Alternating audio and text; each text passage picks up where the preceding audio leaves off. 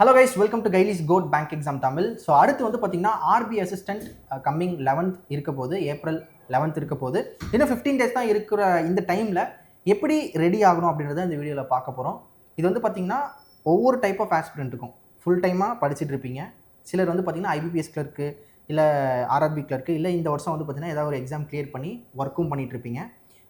இந்த மாதிரி ஒர்க்கிங் பீப்புளுக்கும் சரி, ஃபுல் டைம் ஆஸ்பிரண்ட்டும் சரி. ஸோ எப்படி அப்ரோச் பண்ணி இந்த 15 days ஸ்ட்ராட்டஜைஸ் பண்ணி ரெடி ஆகிறது அப்படின்னு தான் பார்க்க போகிறோம். ஏன் இந்த 15 days important, so hall ticket வரப்போகுது, ஸோ இதை பற்றி எல்லாத்தையுமே பேச போகிறோம். ஸோ சாருமே நிறைய விஷயங்கள் உங்களுக்கு சொல்ல போகிறாரு. ஸோ இந்த வீடியோ ஃபுல்லாக பாருங்கள், நிறைய மக்களுக்கு ஷேர் பண்ணுங்கள். முக்கியமாக உங்களோட ஏதாவது கமெண்ட்ஸ் இருந்தாலோ லைக் முக்கியமாக போட்டுருங்க. ஸோ இதெல்லாம் தான் வந்து பார்த்தீங்கன்னா அடுத்தடுத்த வீடியோஸ் உங்களுக்கு கொடுக்குறது எங்களுக்கு பூஸ்ட்டாக இருக்கும். சார் வீடியோக்குள்ளே போயிடலாம். சார் சொன்ன மாதிரி என்ன ரெண்டு விஷயம் அப்படின்னா, மெயினாக இது உள்ள ரெண்டு விஷயம் இருக்குது. என்னென்னா, ஒரு விஷயம் நம்ம எப்பயுமே ஃபாலோ பண்ணுறோமான்னு பார்க்கணும். இப்போது அட்மிட் கார்டு வந்து ஒரு 5 நாளைக்கு முன்னாடி 7 நாளைக்கு முன்னாடி தான் ரிலீஸ் பண்ணுறாங்க அப்படின்னு நமக்கு தெரிஞ்சிச்சு. அப்புறம் இன்னொரு விஷயம் என்ன அப்படின்னா, டேரெக்டாக எக்ஸாம் டேட்டுமே நமக்கு தெரிஞ்சிச்சு 11th ஏப்ரல் தான் அப்படின்னு சொல்லி. ஸோ இதே எக்ஸாம் தள்ளி போகுமா, அடுத்த நாள் நபார்ட் டிஏ இருக்க போகுது. நபார்ட் டிஏ இருக்கிறதுனால எக்ஸாம் வந்து பார்த்திங்கன்னா நிறைய பேர் அப்ளை பண்ணிட்டாங்க. 2 நாள் போட போகிறாங்களா, அதோட எக்ஸாம் ஸ்லாஷ் ஆகுமா, நான் அதுவுமே கொடுத்துருக்கேன், நான் அதுக்கு போகிறதா இதுக்கு போகிறதா எதுவுமே யோசிக்க வேணாம். ஒரு ஃபோக்கஸ்டு எதுவோ அதில் ஃபோக்கஸ் பண்ணுங்கள். ஐபிபிஎஸ் தான் நடத்துறதுனால 2 எக்ஸாமுக்கும் எந்த ஒரு பிரச்சனையும் இல்லாத மாதிரி தான் கண்டக்ட் பண்ணுவாங்க. சென்டர்ஸ் ஏதாவது இன்க்ரீஸ் பண்ணி போட்டாங்கன்னா அதுக்கு தகுந்த மாதிரி ரெடி ஆகிக்கணும். ஆர்பி அசிஸ்டன்ட் கிளியர் பண்ணணும், ஆர்பி அசிஸ்டன்ட் போகணும் அப்படின்னு முடிவு எடுத்தவங்க அதை கண்டிப்பாக ஃபோக்கஸ் பண்ணி போகணும். அதை மெயினாக மனசில் வச்சுக்கோங்க. தேவையில்லாமல் இப்போ போயிட்டு ஏதோ டெலகிராம் குரூப்லேயோ எங்கேயோ ஒரு சேட்லேயோ வந்து பார்த்தீங்கன்னா ஏதோ ஒன்று சொல்கிறாங்கன்னா அதை ஃபாலோ பண்ணிவிட்டு அங்கே டைம் வேஸ்ட் பண்ணக்கூடாது.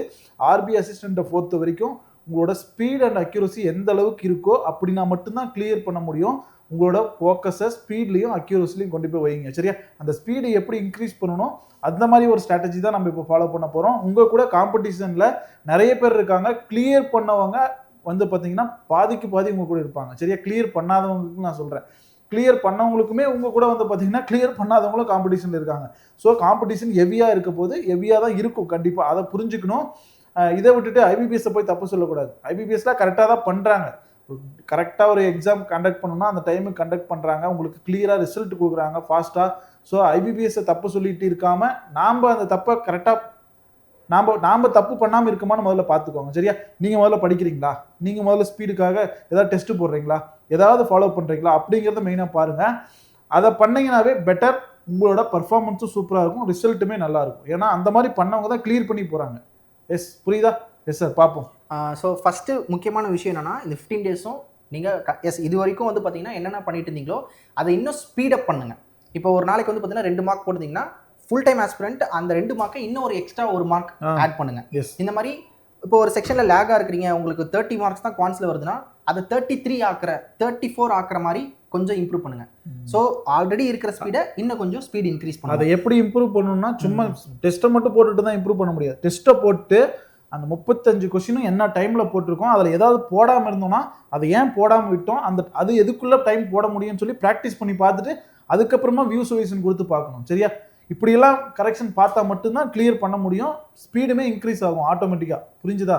Yes sir. இன்னொரு விஷயம் என்னன்னா, இப்போ வந்து பார்த்தீங்கன்னா 11th ஏப்ரல் நடக்குது. ஓகேவா? ஸோ இப்போதைக்கு நமக்கு தெரிஞ்ச டேட் இதுதான். இது இல்லாமல் சப்போஸ் சென்டர்ஸ் அதிகமாக போட்டால் ஒரே நாளில் முடிக்கலாம், இல்லை சென்டர்ஸ் கொஞ்சம் கம்மியாக இருக்குது அப்படின்னா 2 நாள் நடக்கும். 12th நடக்குமா அப்படின்னா 12th நடக்கிறதுக்கு வாய்ப்பு கம்மி தான். ஏன்னா சார் சொன்ன மாதிரி நபார்டு இருக்குது, ஐடிபிஐ இருக்குது. அடுத்த சனிக்கிழமை, ஸோ 11th அப்புறம் அடுத்த நெக்ஸ்ட் சாட்டர்டே ஆர் சண்டே வந்து பார்த்தீங்கன்னா ஷிஃப்ட்ஸ் அதிகமாக இருந்துச்சுன்னா நடக்கும். சொல்ல முடியாது. மண்டே கூட பிளான் ரிசர்வ் பண்ணி எக்ஸாம் நடத்துறாங்க, எஸ்பிஐலாம் நடத்துறாங்க. எப்படினாலும் இருக்கும். அது அட்மிட் கார்டு வரட்டும், அப்போ பார்த்துக்கலாம். முக்கியமாக இப்போ அவங்க மெயினாக பண்ண வேண்டியது என்னன்னா சார், இந்த டைமிங்குள்ளே போடுறதுக்கான ப்ராக்டிஸை ஸ்பீட் இன்க்ரீஸ் பண்ணணும். அது மட்டும்தான். அது நம்ம அட்மிட் கார்டு வந்ததுக்கப்புறம் அதை பற்றி பேசிக்கலாம். இப்போ மெயினாக நம்ம அதை மட்டும் பற்றி பேசிட்டு போயிடலாம். இங்கிலீஷ், இப்போ ஃபர்ஸ்ட் நீங்கள் இங்கிலீஷ் சொல்லுங்கள் சார். நீங்களே சொல்லுங்கள். இங்கிலீஷ்க்கு என்ன பண்ணலாம்? ஸோ இப்போ இங்கிலீஷ் எடுத்துக்கிட்டோம் அப்படின்னா, இப்போ நிறைய பேர் லேக் ஆகிற விஷயம் வந்து பார்த்தீங்கன்னா இங்கிலீஷ் தான். இப்போ நான் ஒரு விஷயம் மட்டும் சொல்லிடுறேன், ஒரு விஷயம் சொல்லிடுறேன், அதுக்கப்புறம் நீங்கள் ஃபாலோ பண்ணுங்க. இங்கிலீஷ் இந்த இயர் மோஸ்ட்டாக 9 to 10 கொஸ்டின் ஆர்சியில் கேட்குறாங்க. அது மட்டும் நோட் பண்ணிடுங்க. ஆர்சியில் மோஸ்ட்டாக 9 to 10 கொஸ்டின் கேட்குறாங்க. இதை எப்படி ஹேண்டில் பண்ணணும்னு சார் சொல்லுவார். பேரா ஜம்பிள் கேட்குறாங்க, இல்லைனா சென்டென்ஸ் ரீஅரேஞ்ச்மெண்ட் மோஸ்ட்டாக கேட்குறாங்க. சரிங்களா? பேரா ஜம்பிள் இல்லை sentence rearrangement, word swap, word replacement கேட்குறாங்க. சரிங்களா? வேர்ட் யூசேஜ் கேட்குறாங்க. அடுத்தது சார், அடுத்தது இல்லை இதில் அது இல்லை. வேர்ட் ஸ்வாப், வேர்ட் ரிப்ளேஸ்மெண்ட் ஒன்று, வேர்ட் ஸ்வாப், வேர்ட் ரிப்ளேஸ்மெண்ட் ஒன்று, வேர்ட் ரீப்ளேஸ்மெண்ட் சார் இதில் இன்னொன்று வேர்ட் ஸ்வாப் அண்ட் ரீப்ளேஸ்மெண்ட் தான் சார். Okay okay. Swap and replacement. Match the following கேட்குறாங்க. மேட்ச் த ஃபாலோவிங் கேட்குறாங்க சரிங்களா. அப்புறம் இடியம் ஃப்ரேசஸ் பேஸ் பண்ணி ப்ரேஸ் ரீப்ளேஸ்மெண்ட் கொஸ்டின்ஸ்லாம் கேட்குறாங்க சரிங்களா. Yes fillers. அடுத்து ஃபில்லர்ஸ், அது சிங்கிள் ஃபில்லராக தான் மோஸ்ட்டாக இருக்க போகுது. டபுள் ஃபில்லருக்கு பாசிபிலிட்டிஸ் கம்மி தான், சிங்கிள் ஃபில்லர்ஸாக இருக்க போது. க்ளோஸ் டெஸ்ட் கண்டிப்பாக இருக்கும். க்ளோஸ் டெஸ்ட் எழுதிக்கோங்க. ஃபில்லர்ஸ் / க்ளோஸ் டெஸ்ட்னு கூட போட்டுக்கிட்டாலும் ஓகே தான். ஸோ இதுதான் மோஸ்ட்டாக கவர் ஆக போகுது.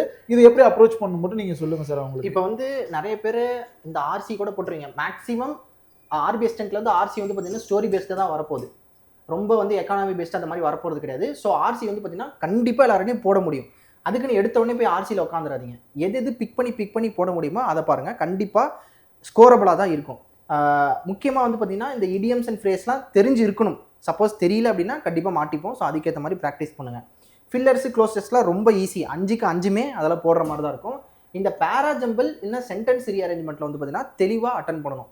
ஏன்னா சம்டைம்ஸ் பேராஜம்பிளில் வந்து பார்த்தீங்கன்னா நல்லா நீங்கள் ப்ராக்டிஸ் பண்ணல அப்படின்னா அந்த இடத்துல கன்ஃபியூஸ் ஆகிறதுக்கான பாசிபிலிட்டிஸ் இருக்குது.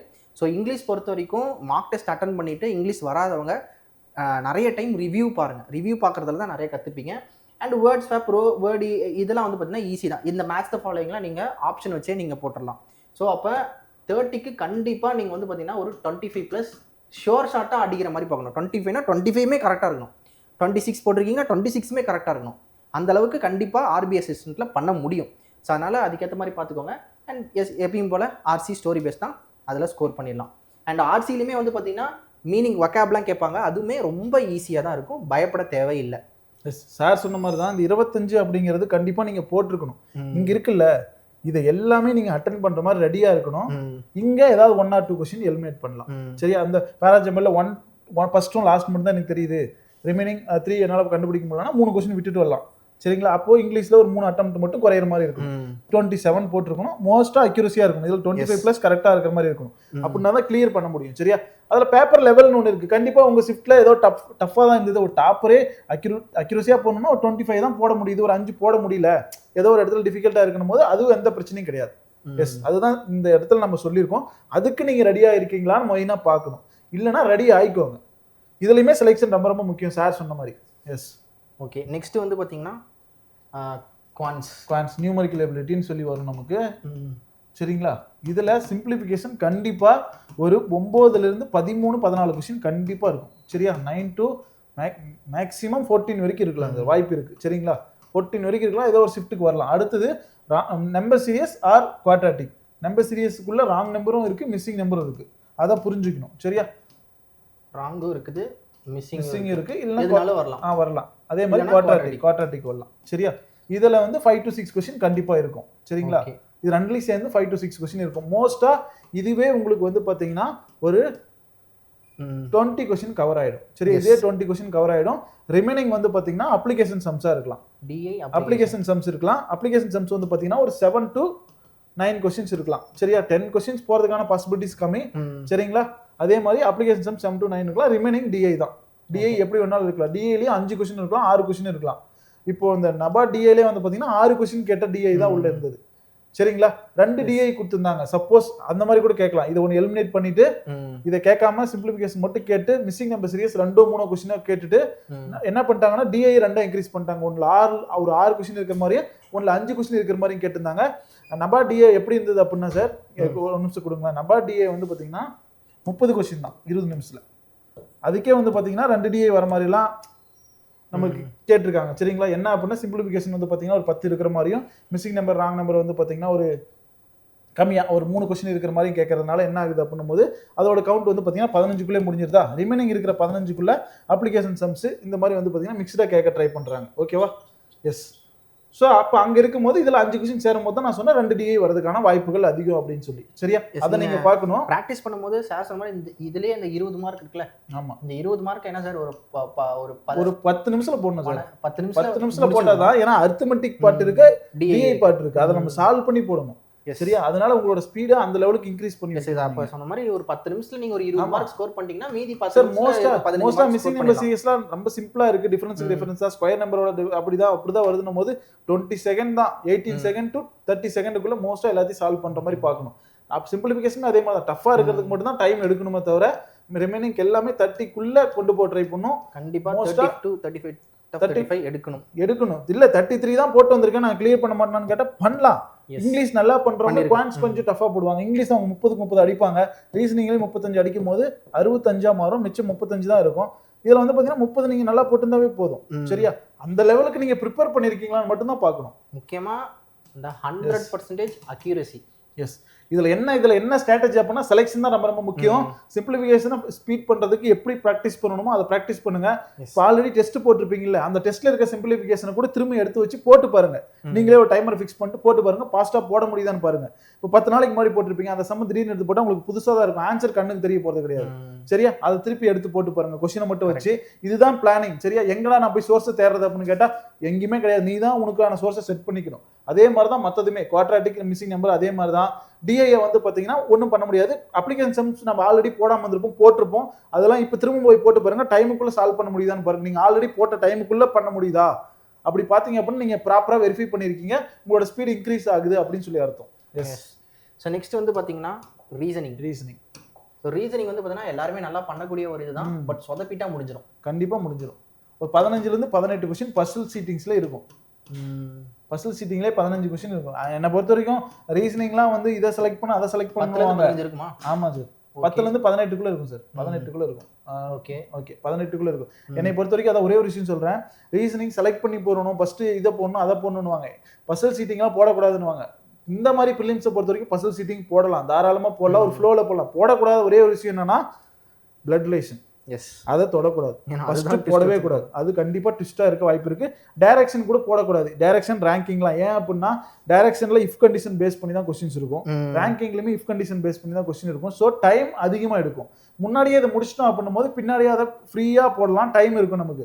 அங்க இதை போட்டு கடைசியில ஒரு 5 கொஸ்டின் மீதி இருக்கும், அங்க மேல செகண்ட் ரெட் கலர்ல வந்துடும். அந்த ரெட் கலர் வரும்போது பதட்டம் அதிகமாயிடும், அப்போ நம்ம கம்மியா போடுவோம். அதுக்காக நான் சொல்றேன், ப்ராக்டிஸ் பண்ணும்போது அந்த மாதிரி ப்ராக்டிஸ் பண்ணிக்கோங்க.